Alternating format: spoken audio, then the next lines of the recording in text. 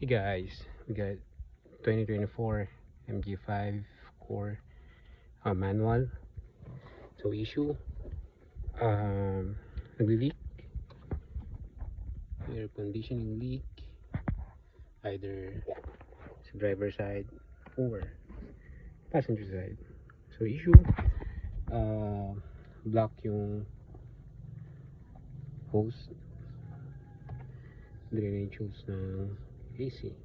So dito siya. Tanggalin lang natin to. Ito. So easy. Pry this open.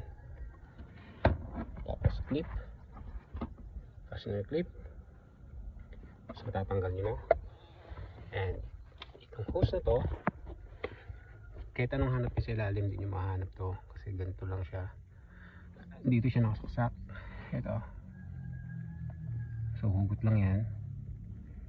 And then dito siya nakakabit. Ito. So pwede nyo hugutin yan dyan. Meron siyang rubber seal. So ang issue dito, sobrang kitid kasi nung labasan. So possibility pag pinasukan niya ng kung ano, like or lumot ng AC nyo, bumara, mapupuno na yung sensor, tapos magli-leak siya. Dito siya nagli-leak normally, dito or sa kabila. So in my case, sa kabila siya nagli-leak. So ito lang gagawin. So no need pumunta sa ilalim kasi hindi nyo mahanap kasi nasa pinakasulok siya. Ito. So pwedeng hindi nyo natanggalin,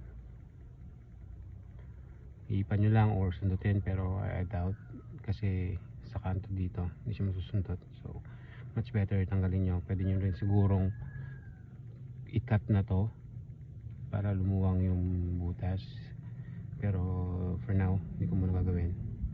Yun lang guys. Tapos balik nyo na panel, and then paano tinanggal, ganun babalik.